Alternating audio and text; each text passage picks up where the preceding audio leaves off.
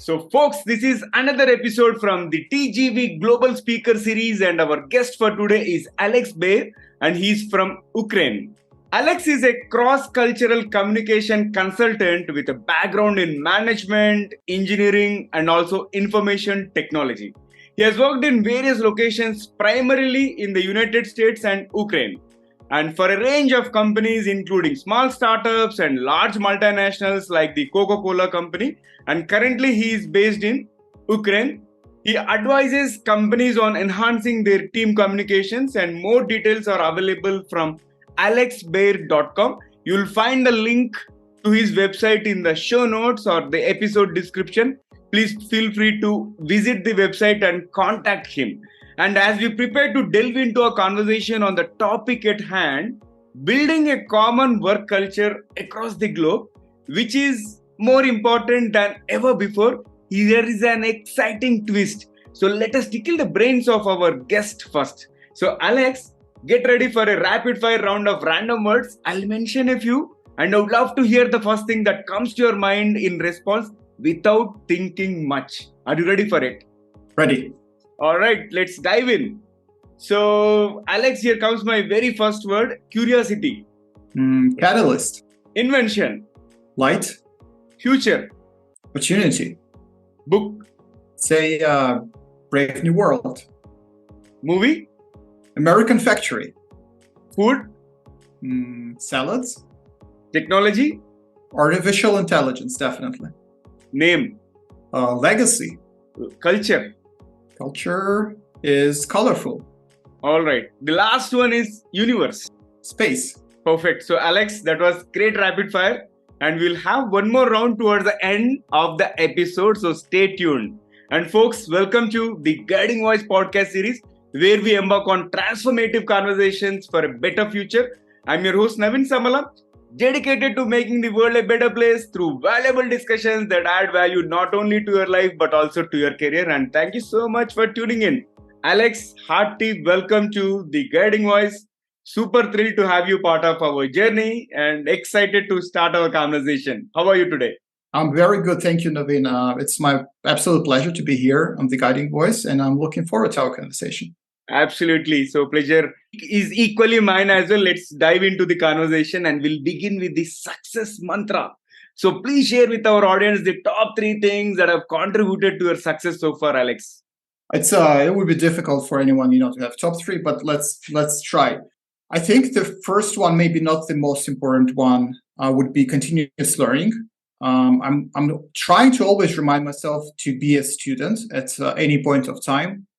And as a part of it, or as a continuation of it, is to embrace rather than resist whatever happens with realistically inevitable shifts in technology and industries. So learning to be able to adapt.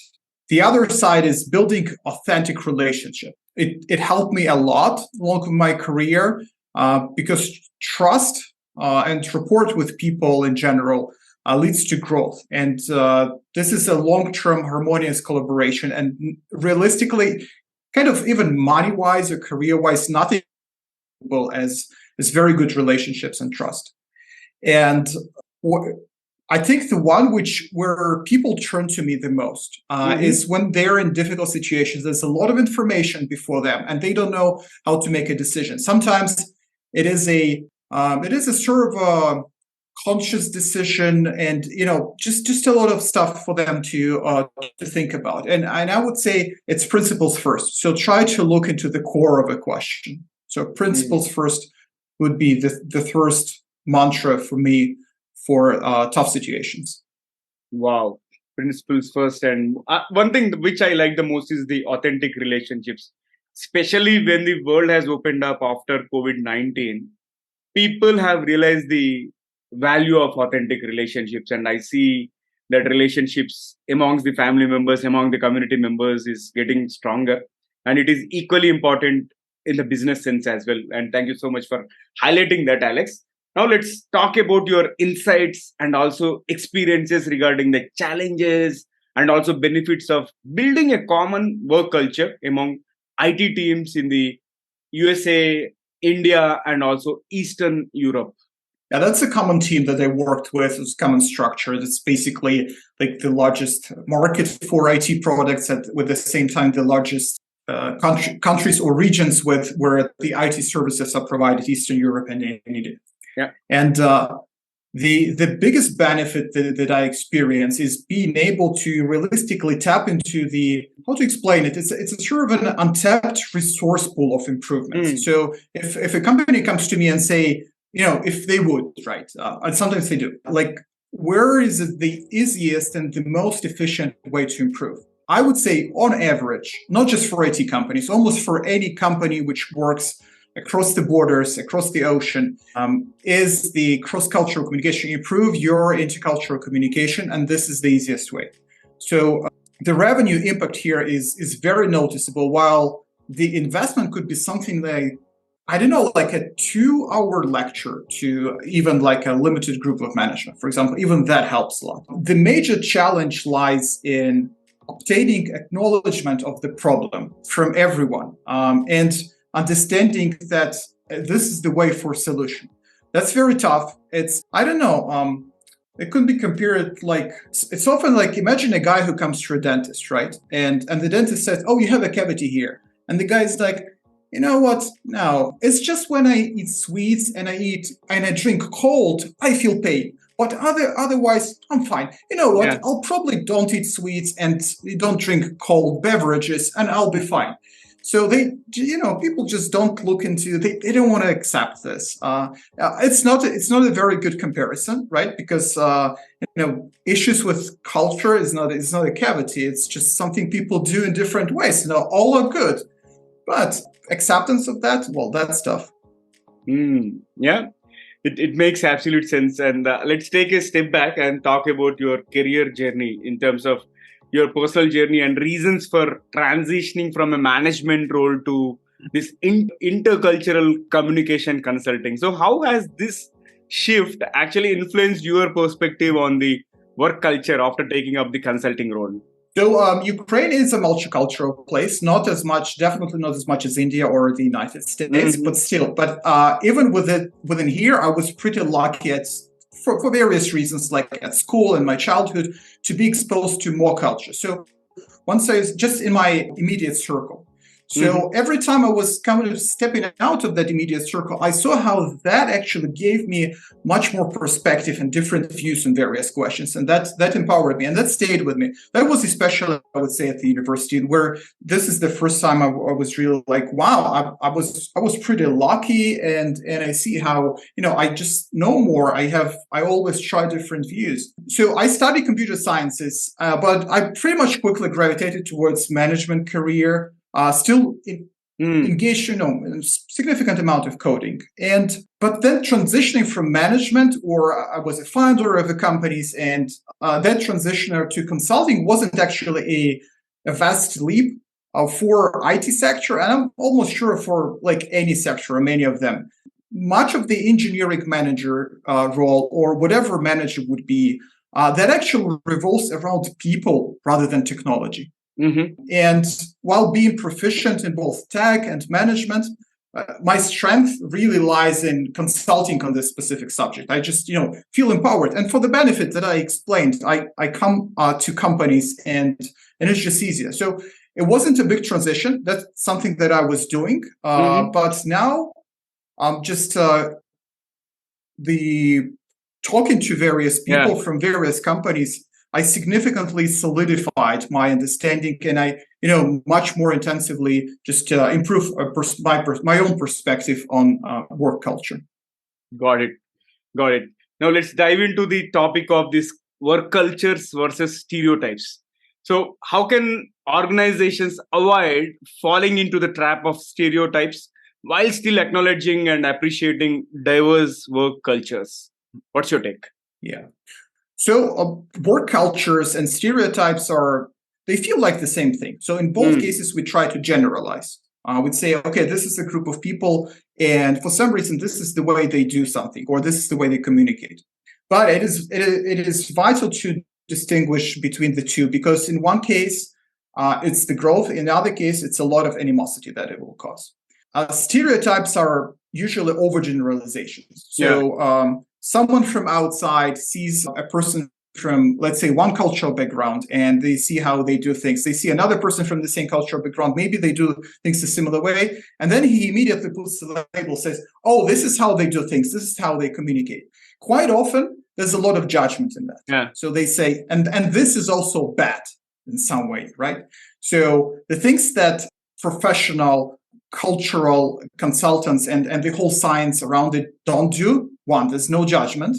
And secondly, this whatever generalization happens here, there is science behind it. So people go out with, I don't know, like they take on 100 CEOs, right? And they ask them to fill in, just to answer a lot of questions, which would lead to the ideas. Is this culture like a low context or high context? And they also talk about each other. So there's a lot of information collected. It's not just anecdotal stories. So to avoid the trap of stereotypes, organizations definitely should invest into continuous cultural education. That helps team, recognize, respect cultural nuances rather than resorting to just biased assumptions. So it's important here to say, okay, this individual and whatever his or her cultural background is, it doesn't mean that they always will do this way. But if we know different ways of how people communicate, how they behave, that helps us understand. So sometimes if something is not clear, knowing that it's like, okay, that person is they just perceive the management or the hierarchy at work differently. So that's the reason they did not react in that large meeting, right? They didn't feel comfortable reacting. Like in our culture, it's comfortable to stand up and say, I don't think so, here's another idea. But in their culture, it's not that way. So maybe let's try email, right? Let's try emailing that person. Let's try to create some situation. This is the cultural and intercultural knowledge, and there are different terms for that, but it's basically an intercultural intelligence. So open communication, I think, is vital. Whatever part of it we are talking about, encouraging members to share their backgrounds, creating an environment in general where understanding is prioritized over assumption. So I try to understand you, rather I would try to just put a label and say, okay, that's how he behaves. We are not a good worker, lazy, whatever. And lastly, I would say feedback is very important. Just in general, feedback should be valued, acted upon. There should be safe environment for sharing feedback, regularly checking in, adjusting. I think for businesses, they would be on the right path to appreciate diversity without succumbing to stereotypes. Yeah. So you mentioned about the feedback, and I'll also add the disagreement part to the feedback. In general, like I am from Hyderabad, based out of India, and there is a perception that Indians are like yes people, like in a global work environment. Likewise, everybody has a different perception. In general, if it is an Indian talking to another Indian, it is easy to disagree. Whereas if it is an Indian talking to Ukrainian or some other country, like some European or someone, right? Maybe the disagreement may not come naturally, right? There is some sort of, I don't know, like maybe there is some sort of hindrance, there is some sort of holding back that happens.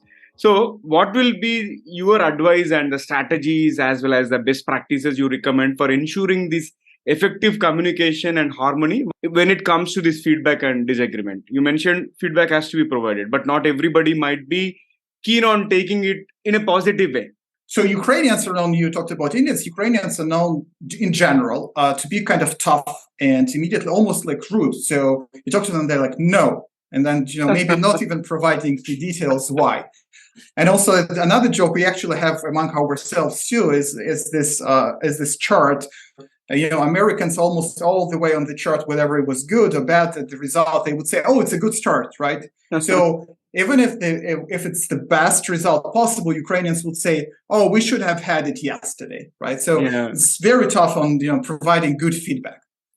Another joke is that the word for very good here would be not bad. Right? So that's good. I can imagine for a lot of cultures, hearing that it's like coming out disappointed. It's like, okay, it felt like we did everything, but in the other case, I didn't hear any words of appreciation. So it is important to kind of come up to a single common denominator. Mm-hmm. So to do this, there is a basic framework. One is creating some sort of a team environment which values positive feedback and open discussion. It sounds general, but that is something people need to work with. Then try to understand and share with everyone that different cultures have different feedback styles, something that we just talked about. Even that simple information would help, let's say, a team which consists of Indians and Ukrainians. What's direct and rude, like I made an example for others, on the other hand, the subtle feedback would be misunderstood. A subtle feedback would be like, oh, he liked everything. But maybe not. He just wasn't very critical, wasn't very vocal about it. So it's vital to find a middle ground, and that starts from just understanding what are the different ways that everyone in the team could provide their feedback and also could accept their feedback, or like the feedback of others. And then it's important for really together explicitly decide how feedback should be given. And there could be still variations here and even like a spectrum of how it is given. But what is even more important is to decide a practical framework. The framework would be like, okay, how do we do this? Are these emails? Are these one-on-one chats? Are these group meetings? And maybe the framework would say, that's usually emails, but we escalate it in this way, and this is another way to escalate it if it doesn't work. How often we do, what are the places for this? And that may sound pretty simple and rather generic, something that I talked about, but you know what? Most multicultural teams don't establish this explicit process for giving feedback or resolving disagreements. And as a result, team members may not know, even from the start, like, what is the safe place? What is the safe way to provide feedback, and what is culturally acceptable to everyone? Great. Alex, you also mentioned there should be constant reinforcement about this work culture amongst the employees, right? So what do you think are the best ways to integrate this kind of education related to work culture among the employees and make it part of the organization culture itself? So formal training, this could be as brief as I mentioned, as just a couple of hours, or maybe several sessions, and then you can expand it as much as you can, probably employing someone from outside as a cultural consultant. How do we bring this kind of training to our daily work? I think the key is to having some sort of champions, or basically it's people who would resonate and check for cross-cultural communication. So let's picture, since I'm from IT, an IT team which uses some sort of agile, these agile methodologies like Scrum method. So for it, there is there's a role of Scrum Master, and this role is naturally our to-go person, and this person will ensure the team has a cohesive culture. Yeah. And by culture here, I don't mean just something related to intercultural communication, but even if people are from the same place, there's still a culture for them. So they kind of have a unique vibe. I mean, a good team would have a unique vibe. They would have their own traditions, their own ways to do that. Whom to have these champions? So maybe the industry is not that agile in the terms of these processes. They have a different structure. They have PMs. They have high hierarchy. So maybe that's someone from HR. In my experience, if you have a person in the HR, and usually in the mid-sized large companies, there's always this person would be to whom people would be comfortable coming over to their office and almost like holding their hands and say, okay, I'm having troubles here, can we do something? So let's have that person, and that person need to have the knowledge of intercultural communication. Something very I would say interesting approach that I have seen is a company where a lot of employees had to communicate English with English not being their mother tongue, and they had this structure where everyone would have a tutor for improving their knowledge of English. So they actually had those tutors as champions for cross-cultural communication. So it's practical and innovative. A tutor can explain different phrases for, let's say, high and low culture communication, and then at the same time help just learning those phrases like people would learn English. That's a great example. Now let's talk about the high context versus low context culture, which you mentioned about it a while ago. So what are the key differences between these two cultures, and how can teams bridge the gap for seamless collaboration and also understanding? Mm-hmm. So high context cultures, they lean heavily on implicit communication and nonverbal cues, especially when individuals have known each other for some time. In contrast, low context cultures prioritize very explicit and straightforward communication, again, even over extended periods of time. So for instance, United States is notably a very low context culture, whereas Ukraine is high context. And based on different research, India usually grades even higher than Ukraine. So how to foster collaboration and understanding between cultures here? So the recommendation, which is everywhere, is realistically to default to low context communication, which doesn't sound very good, but still, what that means is promoting open dialogue, really agreeing on what is the communication should be, how it happens, and that should go into specific steps. Like, for example, after each meeting, we need to have an email. In some cultures, this email, when the conversation was good, it feels like there's a lack of trust, right? So why do I need to send you an email? We just talked about it. So would we deceive each other, about the outcomes of that conversation, something like that? That would happen, in cultures with high context. Mm-hmm. But no, we just need to agree to that and say there's no mistrust here. It's just that we want to be sure everyone is on the same page. And since I'm from the high context culture, I find it, that's regrettable that we would need to, in multicultural teams, we would need often to go into this low context communication because of basically an inherent beauty in high context communication. So take a multinational team, and that's what I have often seen. Again, let's take this Ukrainian and Indian developers, software developers, and let's say they already share some experience over a few months of working together, communicating every day. So within some time, they would have this layer of meanings, jokes, subtle ideas, kind of subtle smiles, and they would say something and the other would say, yeah, I understand what you mean.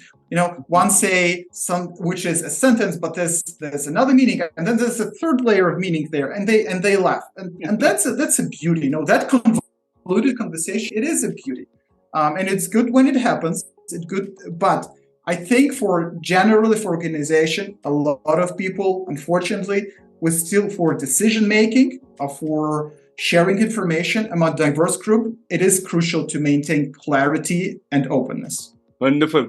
I'm loving every bit of this conversation, Alex, and it's now the time for us to add some more excitement and some more spice. So get ready as we dive into a series of intriguing rapid fire questions. All I expect is to answer them crisply. So if you're ready, let's kick off the second rapid fire round, Alex. I'm ready. Okay, here comes my first bullet. If you could have a gigantic billboard anywhere with anything on it, what would it be? That's something along the lines unity, diversity. I'm sorry if that's already on someone's country's emblem, but yeah, unity and diversity. Yeah. We have been taught right from childhood in India, like unity in diversity, because you must be aware, like we have about 29 states and various other union territories. So you'll see the dialects change, the food change, everything changes, right? So we have been taught about unity and diversity, but I really appreciate it. I think it's a constant reinforcement which we have to make as the boundaries are opening for all the businesses across the globe. Good one. And what is one thing that you are really bad at that you wish you are good or better at? Cooking. Don't tell that.